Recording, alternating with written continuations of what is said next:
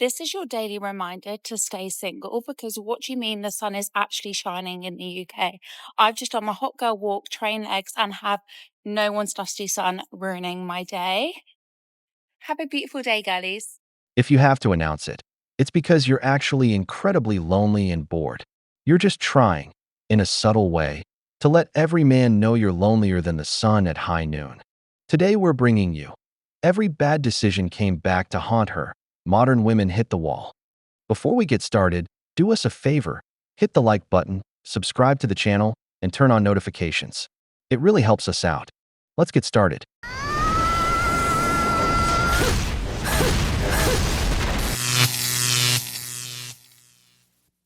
Okay, so two of my TikToks have like popped off, yeah, with mad comments.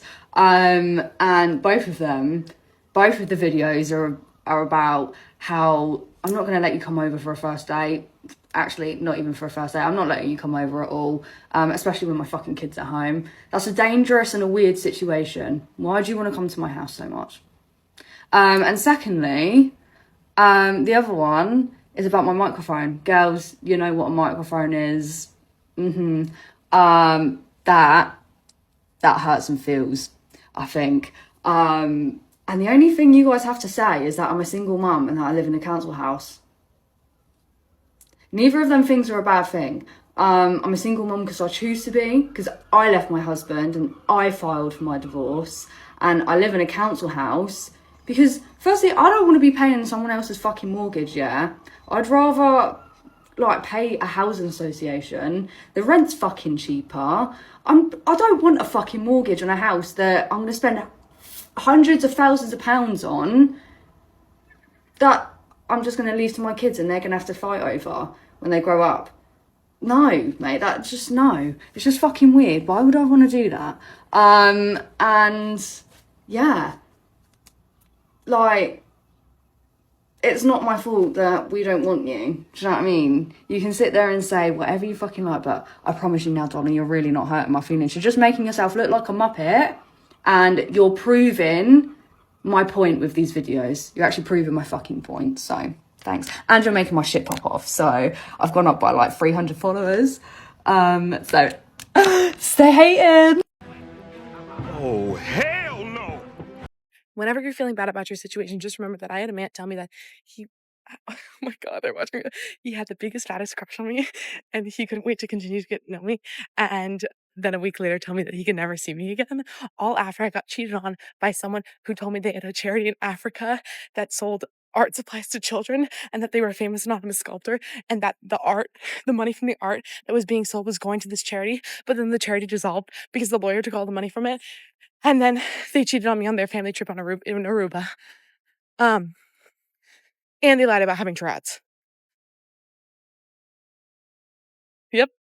Projecting their fear of being alone on women is nothing new, but the thing that kind of gets me about it is the cab theory from Sex and the City. Like, this idea that when men are ready, they'll turn on their light, and the next girl that gets in their cab, so to speak, is the one that they marry. Everything is on the men's timeline. When I want to get married, I can just reach my hand into the water and grab a fish and I'm ready.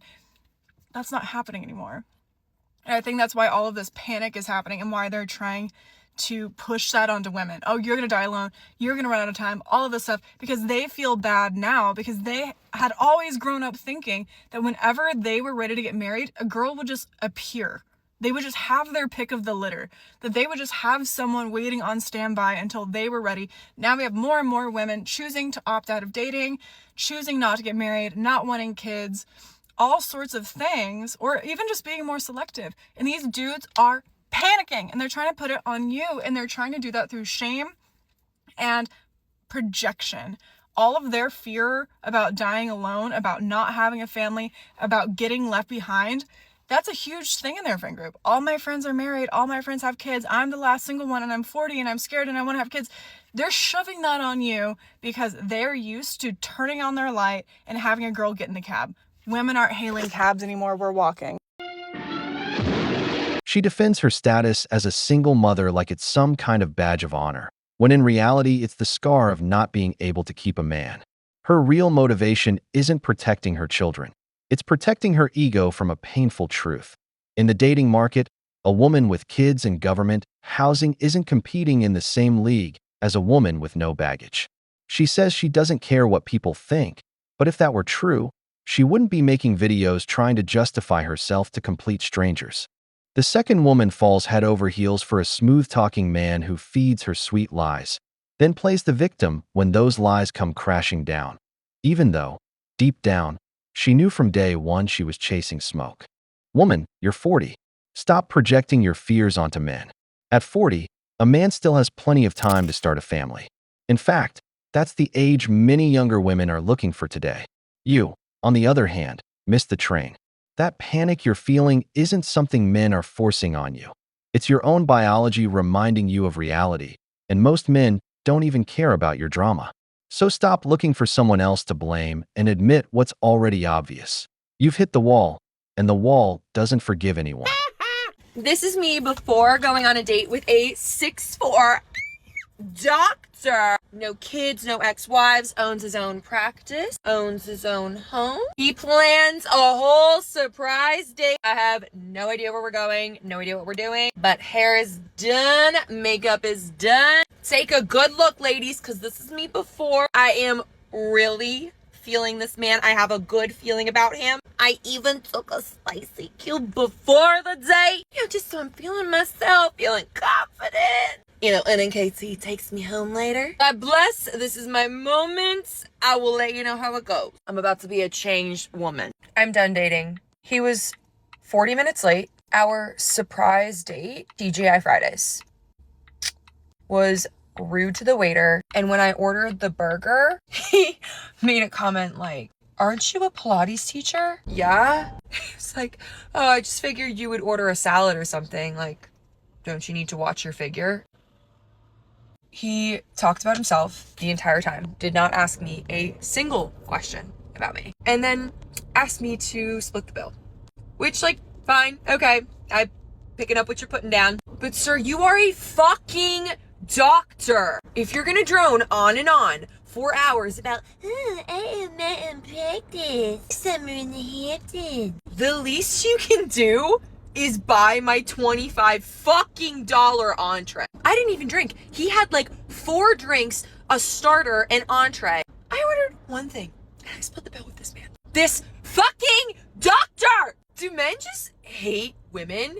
When did they stop wanting to actually like take girls out on a proper fucking date and treat them? What a waste of a fucking spicy cube and slick back party pony. I'm sitting there feeling myself wanting to blow my brains out all over this guy. The only reason I didn't is because he's a doctor and he probably fucking knows CPR. Like, no, do not resuscitate. Do not resuscitate. Never going on a date again. Also, he was not even 6 foot tall. So I'm resigning from Hinge. I'm gonna just date my dog. A lot of women forget that men are often considered the default for themselves, where it's like when they consider a human, they usually think of a man, and a woman is kind of a spin-off, so to speak. Like, even when you look at writing back in the day, philosophically, even fiction, it's always man. If you've ever seen Lord of the Rings, like, oh, the age of man.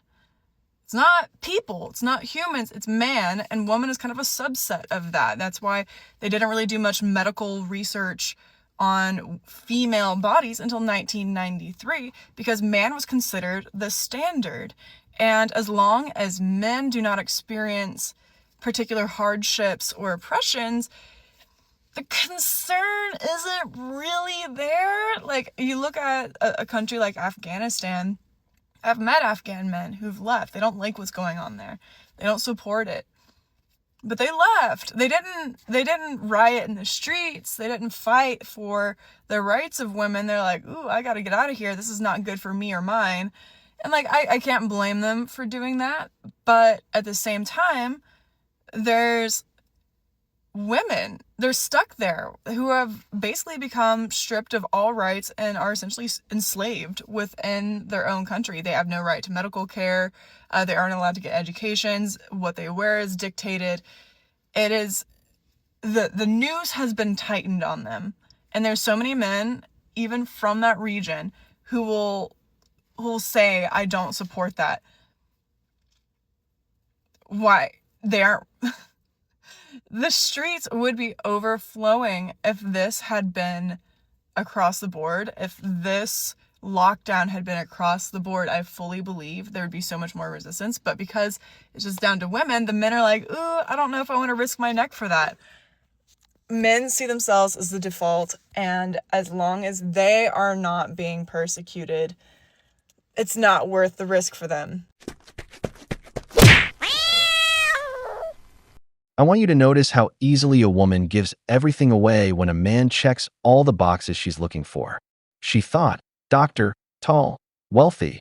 I'll give him everything today so I can lock this guy down. But having a career doesn't automatically give you status or class. And it's not his fault you built him up in your mind because of what he has. You convinced yourself he was finally going to get you off the carousel. Now, men, let this be a lesson. If a woman makes you jump through hoops just to take her out, she's not interested in you. The second woman is the classic case of someone who reached 40 with no children, no family, and no real vision for her life. And now she resents men because of her own bad decisions. I've always said that after 35, many women begin to enter a stage of denial, resentment, and anger toward men because they weren't chosen. Brothers, the wall doesn't forgive. So this is the bare minimum of what you should be doing for your boyfriend, and honestly, a lot of these I can't even believe I have to say, but I think that in the world of situationships, a lot of people are new to relationships, so here goes. So first of all, planning dates. I think at the beginning, the man should be making the majority of the effort when it comes to planning things. But once you're in a relationship, it's more than okay to start suggesting things to do together. I think this really keeps the romance alive. And it's also fun. Like how fun is it to find something that both of you guys can enjoy and do together? Second of all, words of affirmation and positive reinforcement. So try not to nag when he has done something wrong or whatever it is. Instead, focus on what it is that he does right and really just hone in on that. Notice that when you give someone positive reinforcement instead of negative reinforcement, they react much better. Tell them how much you appreciate them. Tell them what you appreciate them for, so on and so forth. Nobody wants to be in a relationship where they constantly feel like they're letting the other person down.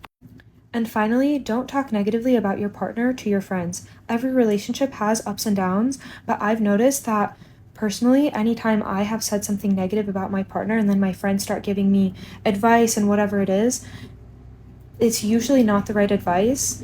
And then when they go to meet your partner, they don't look at them the same way. So keep that to yourself and just let it go. Every relationship is going to have ups and downs, and you're going to make mistakes as well. Wait, so you're telling me that men want a woman that's covered from head to toe, modest, not quite expressive, very, very quiet. But the minute a girl walks past them that has nothing on and that isn't modest, they don't lower their gaze, they don't look away, they're there. And honestly, to the guys that are going to attack me and cry in the comments, it's not about self-respect. It's just you have this weird ideal that you're fetishing. You don't actually want what you claim because you can't even live by it yourself. And I'm no one to judge, guys. I'm not sitting here judging anyone. If you're a guy that's modest as well yourself, you lower your gaze, you don't look at women, and you want that, then fair enough. It's a bit weird. It's women's fault that women's football isn't as big as men's football. Do you watch any women's football? Do you know any women footballers' names? No, but you know all the men's footballers' names. So it's your fault that it's not as big as men's football. Excuse me? Me not knowing a women footballer's name is beside the point. I don't know their names because they haven't been given the same airtime, platform, or cultural attention. Ask me to name male footballers' names and I know it, but I didn't wake up one day and suddenly know who Harry Kane or David Beckham were. I know their names because they were everywhere. On TV, in adverts, on lunchboxes. Fame doesn't create interest. Exposure creates fame. If little girls and boys grow up seeing women's football treated as the major sport, seeing matches every week, not just the major tournaments, then those names become household names too. So no, the problem isn't that I can't list female footballers. The problem is, why can't I? Honestly, there are countless women out there who are so lost they don't even know what they want anymore. There's nothing wrong with a woman giving a man positive reinforcement. In fact, that's a good thing. But be careful, because behind a lot of that positive reinforcement is nothing but manipulation. They use kindness to condition you and shape you into the man they want. Now, when it comes to not letting your friends trash your partner, she's absolutely right. And credit where it's due. That's real loyalty, not the fake performance people put on for social media. As for not looking at them, it's simple. Modern men have learned that avoiding unnecessary conflict is more rewarding than getting dragged into it. We focus on building our own lives, and if that bothers them, that's not our problem. It's simply the result of us no longer chasing what doesn't chase us back. And as for women's soccer, let's be honest. Even women themselves don't care enough to fill a stadium. So why would we care any more than they do? Women.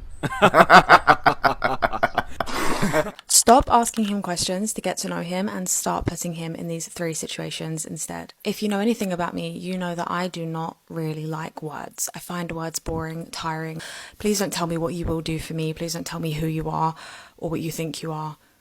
Show me. I personally just find it so much more attractive when actions are out there in the open and I can see what this person is like, and actions tell you everything you need to know about a person. These are 3 situations you need to put a person in to find out who they actually are and what they're like. The first one is the no test. You are going to put him in a situation where you have said no and you're going to test what he was like when you said no. It's that simple, but super effective. Stay with me. So say he offers a small suggestion like this type of movie or this type of drink or this type of takeaway, I don't know, or even, oh, we should go here. Just say no and see how he reacts. See if this no is a massive inconvenience to him. See if he has a tantrum, or even better, see how manipulative he can be. See if he starts to persuade you into that certain idea or that certain thing that he's come up with. It's really interesting to see if people respect a no and like really fully understand that you don't want to do that. It shows how your boundaries will be treated later on in the relationship. And it's a very small thing, but if it's a small thing and he responds badly, then the big decisions he's also going to respond badly as well. Number 2 is the inconvenience test. This is just basically seeing how he handles a minor inconvenience when you are together. That could be there's lots of traffic or a cancelled plan or the wrong food order, anything like this. Like, does he handle it with grace or does he completely throw a tantrum and make the whole entire date really awkward? You can really see someone's emotional regulation through this, and you can really see like how they process minor inconveniences. I think emotional regulation in a man is extremely attractive, and if a man doesn't know how to emotionally regulate himself, I think it can lead to you becoming his like mother or somebody that takes care of him because he throws tantrums at minor inconveniences. And if he's throwing tantrums at minor inconveniences, the chances are he's going to throw tantrums at more bigger inconveniences. And as a couple, as a relationship in life, you're going to have inconveniences. You want someone that can really take it on and understand. So yeah, that's a really, really big one. And lastly, the slightly better offer test. This one, you're just going to simply offer him a night in, quite relaxed, quite chilled, pizza night type of thing, when you know that his friends have plans. So, I don't know, you know that his friends will be going out on a certain night, or you know, oh, it's Saturday night. I know his friends typically go out or they will do something. I'm going to ask him if he wants to do this very mundane thing with me. And his reaction is not about, obviously, if he chooses to go out with his friends and do something, especially if there's like a special event or something, obviously, like that's not toxic, like that's fine. But it's more about the reaction. It's like, does he really weigh it up? Like it's a really bad offer that he would have to spend it with you? Or is he actually truly excited and genuinely wanting to spend the time with you and make that plan work? Better offer test is also actually really interesting in the way that you can see how excited somebody is to do something with you, even if it's a mundane thing like sitting in and watching TV. Sometimes when you go on these high adrenaline dates with people, it's actually something I spoke about in my last video, but you're basically going on these high adrenaline dates, like going for drinks, going clubbing together, going to something really exciting and fun. And the problem is that you end up not knowing what life is like when you're in the mundane moments. And in a relationship, there are a lot of those mundane moments. So yeah, just seeing how he reacts to the offer of being in a mundane situation with you is a very, very telltale sign of what that characteristic is like. As I always say in all of my videos, date responsibly because it's hard out here, ladies. I have a boyfriend, so I can't really say that. But I know it's hard, okay? I see you. I hear you. It's hard. God damn it! You can't make this shit up! This whole idea of a woman putting you through tests like you're some kind of dog is one of the fastest ways to ruin a relationship. It's the classic pattern of a woman who's been riding the carousel and now wants a high-value man, but has no idea how to recognize one without turning him into her personal guinea pig. When a woman puts you through these little tests, she's telling you, without saying a word, that she's in full Prince Charming hunting mode. A woman who genuinely respects you doesn't have to play the no game just to see if you'll lose your temper. If she doesn't like something, she'll tell you directly.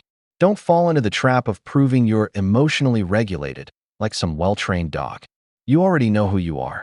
If you respect a woman's boundaries, handle problems calmly, value your time with your friends as well as your time with her, that speaks for itself. No test required.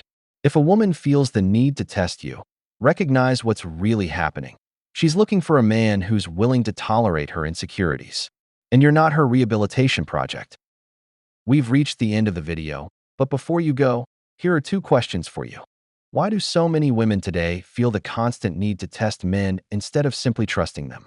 Why do so many women in their 40s end up trapped in resentment and bitterness toward men instead of looking inward? If you enjoyed the video, hit the like button, subscribe to the channel, and turn on notifications. Your support means a lot to us and motivates us to keep creating more content. Don't miss the next video on the wall.